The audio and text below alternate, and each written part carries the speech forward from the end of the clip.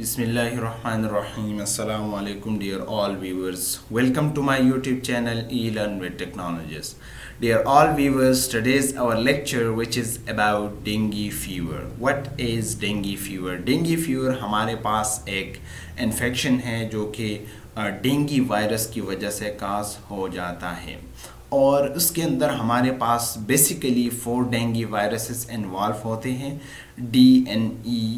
DENV1 to DENV4 तक ये 4 viruses हमारे पास डेंगू फीवर काज कर सकते हैं. These viruses are enveloped viruses. ये वायरसेस हमारे पास एनवेलप्ड वायरसेस हैं और ये हमारे पास सिंगल स्टैंडर्ड आरएनए वायरसेस हैं. ज़्यादातर जो वायरसेस हैं उसके अंदर डीएनए वायरसेस भी हैं, लेकिन मोस्टली जो वायरसेस हैं वो आरएनए वायरसेस होते हैं और उसके अंदर म्यूटेशन बहुत जल्दी आ जाते हैं. जिस तरह के कोविड-19 थे, कोविड-19 के अंदर म्यूटेशंस और चेंजेस उसकी जेनेटिक जीन्स के अंदर वो ले आते और फिर वहाँ पर डिफरेंट टाइप्स ऑफ स्पाइक बन जाते हैं. तो उसकी वजह से उसकी जो वेरुलेंस है, उसकी जो साइन सिम्टम की जो सिविरिटी है वो इंक्रीज़ हो जाती है. तो ये डेंगू फीवर के अंदर भी पॉसिबल है क्योंकि उसकी ये भी हमारे पास आरएनए वायरसेस हैं.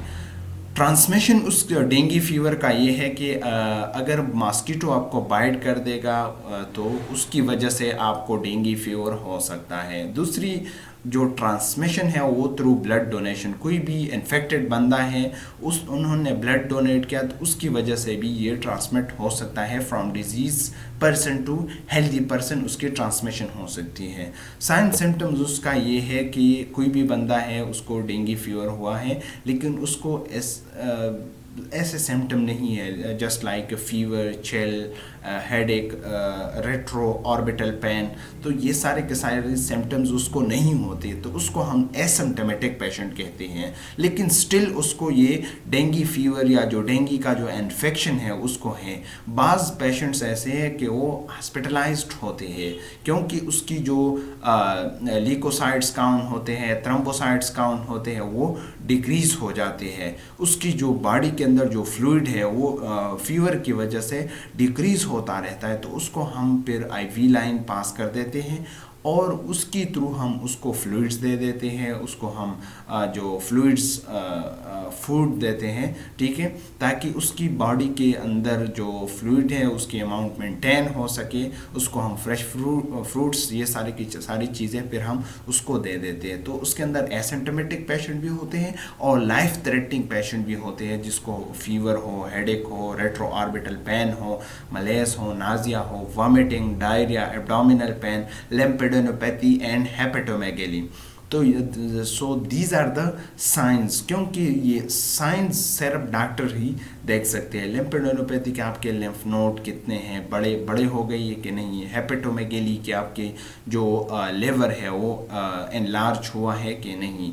तो ये हमारे पास साइन है. लेकिन जो नाजिया है, वॉमिटिंग है, डायरिया है या पेन है तो ये हमारे पास सिम्टम्स है जो कि पेशेंट बताते हैं, ठीक है. So these are the sign and symptoms of dengue fever. Now come towards incubation period. Incubation period 3 to 14 days उसका होता रहता है. सैंपल कलेक्शन हम उसके लिए EDTA के अंदर भी ब्लड ले लेते हैं. रेड टॉप ट्यूब या जेल ट्यूब या येलो टॉप ट्यूब के अंदर भी हम उसके लिए सैंपल ले लेते हैं क्योंकि EDTA ट्यूब से हम सिर्फ CBC परफॉर्म कर सकते हैं. उसके अंदर हम ल्यूकोसाइट काउंट, थ्रोम्बोसाइट काउंट और उसके अंदर HB का लेवल, ये RBC लेवल, ये सारे के सारे पैरामीटर्स हम देखते हैं. लेकिन जो yellow top tube, gel top tube या रेड टॉप ट्यूब के अंदर हम डेंगू NS1 और IgG IgM for the detection of dengue antibodies, ठीक है. तो उसके लिए हम फिर red top tube, gel top tube या येलो ट्यूब इस्तेमाल कर देते हैं. लैब डायग्नोसिस की तरफ अब हम आते हैं कि लेबॉर्ट्री डायग्नोसिस के अंदर हम डेंगू NS1 टेस्ट परफॉर्म कर देते हैं, CBC परफॉर्म कर देते हैं, IgM एंड IgG ये टेस्ट भी हम परफॉर्म कर देते हैं ताकि हमें पता चल सके कि whether the patient have dengue fever और नॉट.